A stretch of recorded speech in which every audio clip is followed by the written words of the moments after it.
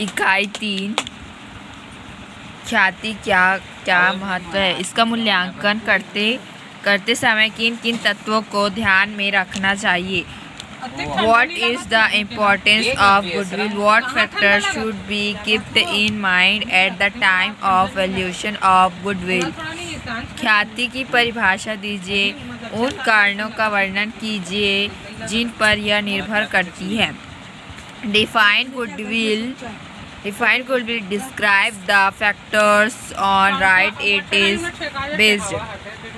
ख्याति की परिभाषा दीजिए और उन कारणों को समझाइए जिन पर वह निर्भर करती है तथा ख्याति मूल्यांकन की विधियों का विवेचन कीजिए। Define goodwill. Explain the factor on which it is issued and discuss the various methods used in valuation of goodwill. ख्याति की अवधारणा का वर्णन कीजिए। इसके मूल्यांकन की विभिन्न विधियों को स्पष्ट कीजिए। ख्याति की परिभाषा दीजिए तथा उपयुक्त उदाहरणों सहित तो इसके मूल्यांकन की विभिन्न विधियों को समझाइए। ख्याति का अर्थ। Meaning of goodwill. सामान्यतः ख्याति का अर्थ किसी व्यक्ति, संस्था अथवा व्यवसाय की साख, यश, कीर्ति या प्रसिद्धि से लगाया जाता है, परंतु व्यापारिक दृष्टि से ख्याति का अर्थ व्यापार की उस अमूर्त संपत्ति से है जिसे मुद्रा से नापा जा सके। ख्याति का सृजन एक प्रक्रिया के रूप में होता है जिसका मूल्य तो होता है पर इसे देखा और छुआ नहीं जा सकता है, पर समझा जा सकता है। यह एक आकर्षण शक्ति है।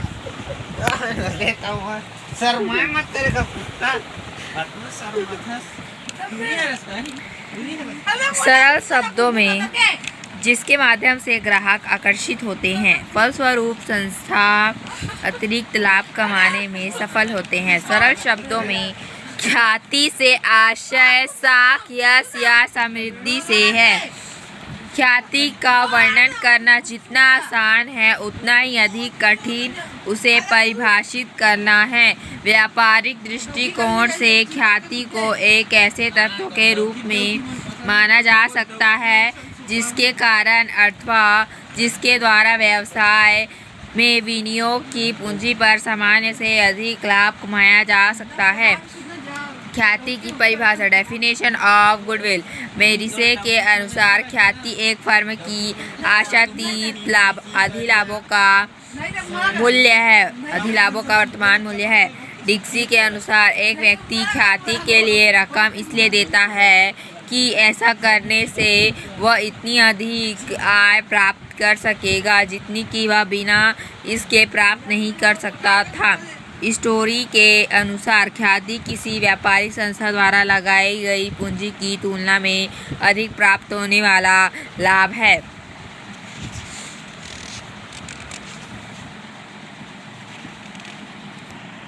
लॉर्ड मैग्नाटा के अनुसार ख्याति वह आकर्षण शक्ति है जो ग्राहकों को अपनी ओर खींचती है। आर विक्सन के अनुसार ख्याति या सुनाम एक व्यावसायिक उपक्रम से संबंधित सभी अनुकूल गुणों का मूल्य है।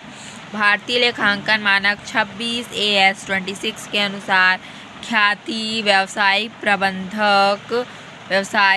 संबंधों को ट्रेडमार्क अथवा उपक्रम की प्रतिष्ठा अथवा अन्य अदृश्य ऐसे लाभों से उत्पन्न होती है जिसका कोई उपक्रम लाभ उठा रहा है। ख्याति का पुस्तकों में लेखा आमतौर पर केवल तभी किया जाता है जबकि इसके प्रतिफल के बदले में कोई राशि चुकाई जा चुकी है। उपरोक्त परिभाषाओं के आधार पर कहा जा सकता है कि अधिक लाभ कमाने की क्षमता ख्याति कहलाती है। ख्याति की प्रकृति या स्वभाव। Nature of goodwill. ख्याति ना तो वास्तविक संपत्ति है और ना ही बनावटी संपत्ति है, बल्कि ख्याति एक अमूर्त संपत्ति है जिसे व्यापार में अनुभव तो किया जा सकता है किंतु उसे मूर्त रूप में देखा नहीं जा सकता है क्योंकि यह अदृश्य संपत्ति है। इसे अन्य स्थायी संपत्तियों की भांति अलग से पहचाना नहीं जाता है। अन्य संपत्तियां पृथक रूप से क्रय एवं विक्रय की जाती है। जबकि ख्याति का पृथक क्रय विक्रय नहीं होता है। यह तो अन्य संपत्तियों के साथ खरीदी या बेची जाती है, अतः ख्याति बनावटी संपत्ति नहीं है। ख्याति तो व्यापारी के व्यक्तित्व गुणों और एकाधिकार आदि कारणों से उत्पन्न होती है और व्यापार को अधिलाभ कमाने में समर्थ बनाती है। वस्तुतः ख्याति एक अमूर्त एवं अदृश्य संपत्ति है, क्योंकि इसका ना तो कोई भौतिक स्वरूप होता है और ना ही इसे स्पर्श किया जा सकता है। ख्याति के प्रकार, काइंड्स ऑफ गुडविल। ख्याति के प्रकारों को निम्न प्रकार स्पष्ट कर सकते हैं। पहला है ख्याति के स्वभाव की ख्याति। बिल्ली के स्वभाव की ख्याति, कैट गुडविल। स्थान ख्याति व्यवसाय के स्थानीय गुण के कारण उत्पन्न होती है। यदि व्यवसाय ऐसे स्थान पर स्थित है कि उसका स्थान परिवर्तन कर देने पर लाभार्जन क्षमता कम हो जाएगी, तो इसे स्थान से उदित ख्याति कहेंगे। इस प्रकार की ख्याति का एक विशेष गुण यह होता है कि स्वामी चाहे कोई भी हो, इसकी अधिलाभ अर्जन की शक्ति में कमी नहीं होती। यही कारण है कि इसे बिल्ली के स्वभाव वाली ख्याति कहते हैं, क्योंकि बिल्ली का स्वभाव यह होता है कि वह अपने ही स्थान पर रहती है, चाहे उसका स्वामी कहीं भी चला जाए। बिल्ली का स्वभाव अपने एक ही स्थान पर रहने का होता है। स्वामी द्वारा स्थान परिवर्तन करने पर भी यह अपना स्थान बदलना पसंद नहीं करती।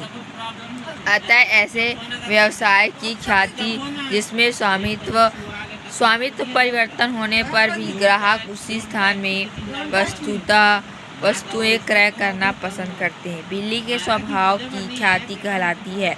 अन्य प्रकार की ख्याति की तुलना में इस ख्याति का मूल्य सबसे अधिक होता है। कुत्ते के स्वभाव की ख्याति।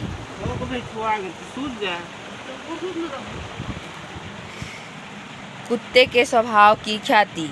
कभी कभी व्यवसाय में अधिलाभ स्थान पर निर्भर न रहकर व्यक्ति पर निर्भर रहता है। किसी व्यवसाय में अधिलाभ अर्जन शक्ति तभी तक रहती है जब तक कि उसमें कोई विशेष व्यक्ति रहता है। व्यवसाय से उस व्यक्ति के पृथक होते ही अधिलाभ अर्जन शक्ति नष्ट हो जाती है। इसे कुत्ते के स्वभाव वाली ख्याति कह सकते हैं, क्योंकि कुत्ता अपने स्वामी के स्थान छोड़ने पर स्थान छोड़कर अपने मालिक के साथ चला जाता है। कुत्ते का स्वभाव अपने मालिक के साथ साथ रहना है। यदि मालिक कहीं अन्यत्र चला जाए तो कुत्ता भी अपना निवास स्थान छोड़कर अपने मालिक के साथ जाना पसंद करता है। अतः वह ख्याति जिसमें ग्राहकों का लगाव स्थान विशेष से न होकर व्यवसाय के स्वामी से हो, कुत्ते के स्वभाव वाली ख्याति कहलाती है। चूहे के स्वभाव की ख्याति, माउस गुडविल। कभी कभी अधिलाभ अर्जन शक्ति विशेष व्यक्ति या स्थान पर निर्भर कर अन्य कारणों पर निर्भर करती, जैसे कर्मचारी और स्वामी का मधुर संबंध, वस्तु की बाजार में कमी। इन कारणों में तनिक भी परिवर्तन होने पर अधिलाभ अर्जन शक्ति समाप्त हो जाती है, अर्थात आज है और कल नहीं भी हो सकती है। चूहे की प्रवृत्ति चंचल होती है तथा वह कभी भी एक स्थान पर नहीं रहता। चूहे को किसी भी व्यक्ति या स्थान से कोई विशेष लगाव नहीं होता। इसका स्वभाव हमेशा स्थान परिवर्तित करना होता है। अतः वह व्यक्ति जिसमें ग्राहक किसी विशेष स्थान या व्यक्ति से कोई रुचि नहीं रखते, चूहे के स्वभाव की ख्याति कहलाती है। इस प्रकार की ख्याति का मूल्य हमेशा कम होता है। खरगोश के स्वभाव की ख्याति, रैबिट गुडविल। खरगोश अपने स्थान से अधिक दूर जाना पसंद नहीं करता, अतः वह ख्याति जिसमें ग्राहक अपने आसपास की दुकानों से ही वस्तुएं क्रय करना पसंद करते हैं, खरगोश के स्वभाव की ख्याति कहलाती है। ख्याति की अवधारणाएं हैं। Concept of goodwill. न्यायाधीशों, अर्थशास्त्रियों एवं लेखापालकों का ख्याति के संबंध में पृथक पृथक दृष्टिकोण रहते। पृथक मतलब अलग अलग, दृष्टिकोण मतलब देखना, अलग अलग तरीकों से देखना। इसे निम्नानुसार स्पष्ट किया जा सकता है। पहला है कानूनी या वैधानिक अवधारणा, लीगल कॉन्सेप्ट। ख्याति के संबंध में न्यायाधीशों का दृष्टिकोण प्रायः ग्राहकों तक ही सीमित रहा है उन्होंने ख्याति को ग्राहक के पुराने स्थान पर लौटने की संभावना ही माना है। आर्थिक अवधारणा, इकोनॉमिक कॉन्सेप्ट। ख्याति के संबंध में अर्थशास्त्रियों का यह दृष्टिकोण है कि व्यवसाय में ख्याति की उत्पत्ति किसी एक संपत्ति के योगदान से न होकर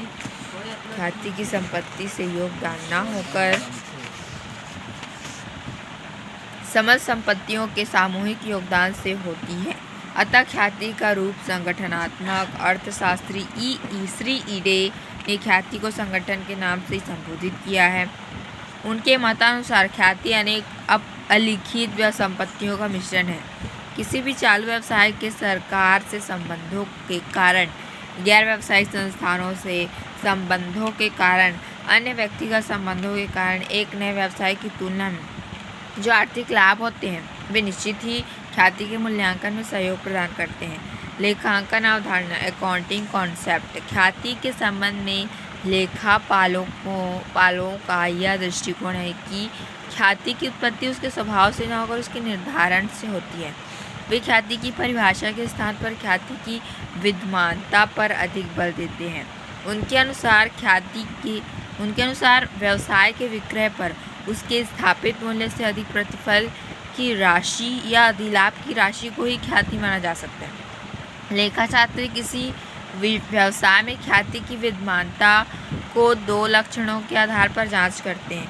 क्या वह व्यवसाय अधिलाभ अर्जित कर रहा है और क्या उस व्यवसाय को बेचने की स्थिति में उसके स्थापित मूल्य एस्टेब्लिश्ड वैल्यू से अधिक प्रतिफल होने की आशा है। लेखांकन मानक AS 26 के अनुसार ख्याति की राशि को पुस्तकों में तभी लेना चाहिए जबकि इसके प्रतिफल के बदले कोई राशि अथवा राशि के रूप में कुछ चुकाया गया हो। ख्याति के मूल्यांकन की आवश्यकता अथवा दशाएं हैं। नीड और condition of valuation of goodwill. ख्याति के मूल्यांकन की आवश्यकता निम्न कारणों से होती है। पहला है एकल व्यापार की दशा में, जब व्यापार को बेचा जा रहा हो, जब व्यापार में कोई नया साझेदार प्रवेश ले रहा हो, जब व्यापार का किसी अन्य व्यापार के साथ एकीकरण किया जा रहा हो। एक साझेदार की दशा में, जब साझेदारों के लाभालाभ अनुपात में परिवर्तन हो रहा हो, जब कोई नया साझेदार प्रवेश ले रहा हो, जब कोई साझेदार अवकाश ग्रहण कर रहा हो। जब एक कंपनी की दशा में, जब अंशों का मूल्यांकन किया जा रहा हो। दूसरा है जब कंपनी के संपूर्ण व्यवसाय को या उसके भाग को बेचा जा रहा हो। जब ख्याति का